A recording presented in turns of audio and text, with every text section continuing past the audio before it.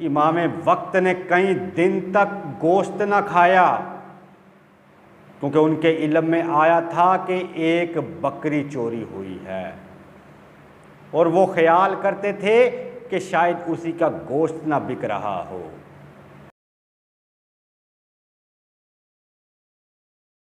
बिस्मिल्लाहिर्रहमानिर्रहीम।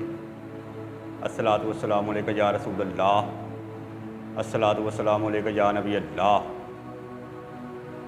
हज़ूर अकरम सल्लल्लाहु अलैहि व आलिहि वसल्लम का सरसब्ज़ो शादाब बाग अपने फलों और फूलों की वजह से इस कायनात में अपना फैज़ फैला रहा है, और लोग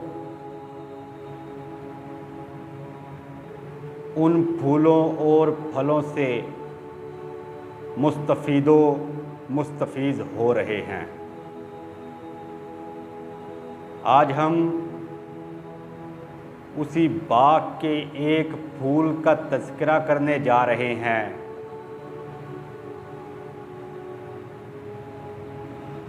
कि जिसको दुनिया वाले शेख अब्दुल कादिर जिलानी पिराने पीर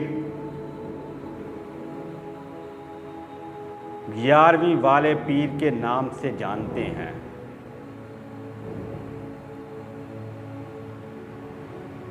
हज़ूर गौसुस सकलैन आपके वालिद हज़रत अबू सालेह अपने वक्त के वली थे। आप दरिया के किनारे बैठकर अल्लाह की इबादत कर रहे थे। आपने देखा कि दरिया में एक सेब बहता हुआ आ रहा है। आपने वो सेब उठाया और उससे रोज़ा इफ्तार कर लिया। खाने के बाद दिल में ख्याल आया कि पता नहीं इसका मालिक कौन होगा। शरीयत में तो इसकी इजाज़त है, लेकिन अल्लाह के वली इस चीज़ का बहुत ख्याल रखते हैं, क्योंकि वो मुत्तकी और परहेज़गार होते हैं।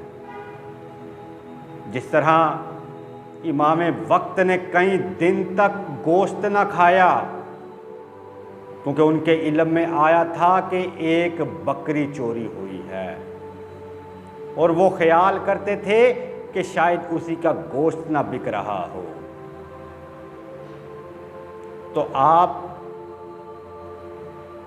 इसी जुस्तजू में उस दरिया के किनारे चलने लगे और एक बाग के करीब पहुंचे।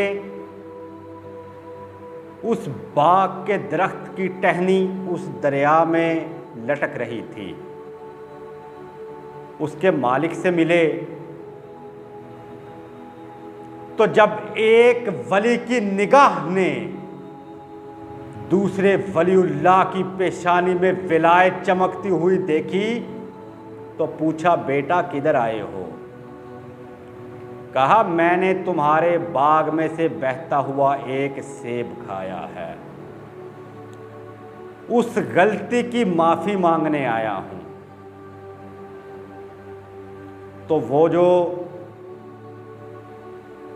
बाग के मालिक थे वो भी अल्लाह के वली थे। उन्होंने कहा, अगर गलती की है तो अपने आप को सज़ा के लिए पेश करो। अगर मैं या आप होते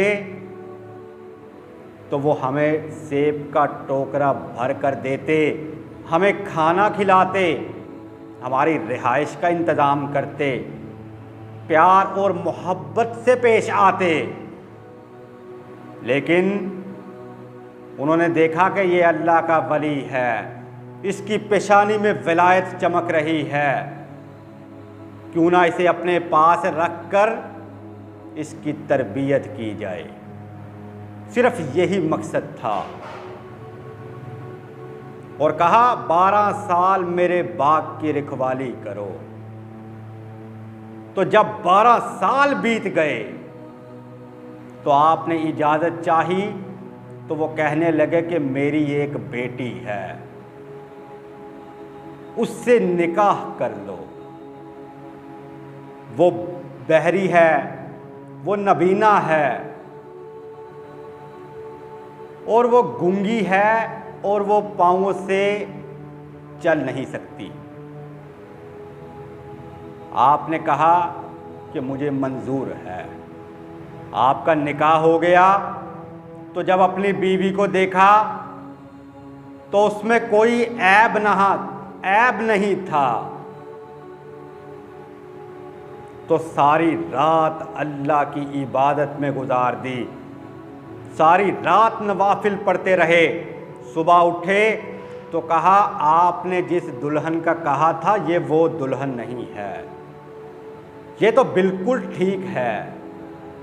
तो वो कहने लगे कि बेटा हर लफ्ज़ के मानी भी होते हैं, और ये बहरी इस वजह से है कि इसने आज तक किसी गैर महरम की आवाज़ अपने कानों में नहीं पड़ने दी। गूंगी इस वजह से है कि आज तक किसी गैर महरम से बात नहीं की, और नाबीना इस वजह से है कि आज तक किसी गैर मर्द पर निगाह नहीं डाली, और पाँवों से माजूर इस वजह से है कि आज तक इस घर से, इस बाग से चलकर कहीं बाहर नहीं गई। तो जब ऐसे वालिदैन हों, ऐसे नेक वालिदैन हों, तो फिर उनमें से सैयद अब्दुल कादिर जिलानी ही पैदा होते हैं। हजूर गौसुल सकलैन यकम रमज़ानुल मुबारक या मुख्तलिफ रिवायत में है कि 29 शाबानुल मुबारक को पैदा हुए। हजूर अकरम सल्लल्लाहु अलैहि वसल्लम ने आपके वालिद को बिशारत दी कि ए अबू साले, तेरे घर में बेटे का मिलाद होने वाला है, उसका नाम हमने सैयद अब्दुल कादिर जिलानी रख दिया है। और सरकार गौस पाक जब पैदा हुए, अल्लाह ने हर माँ को बेटा अता किया, और उन दिनों 1100 लड़के पैदा हुए, जो सरकार की निस्बत से 1100 के 1100 वलीउल्लाह बने। और सरकार गौसुल सकलैन 11 वास्तों से आपका शजरा मौला अलीउल मुर्तज़ा से मिलता है। तो 12 इमामों की औलाद में से एक सेब खाए और फिर 12 साल मुलाजमत करे, और माँ ऐसी नेक हो, गौस पाक फरमाते हैं मेरी माँ ने मुझे कभी बगैर वुज़ू के दूध नहीं पिलाया।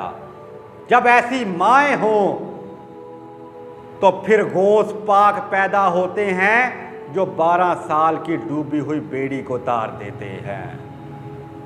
वमा अलैना इल्लल बलाउल मुबीन।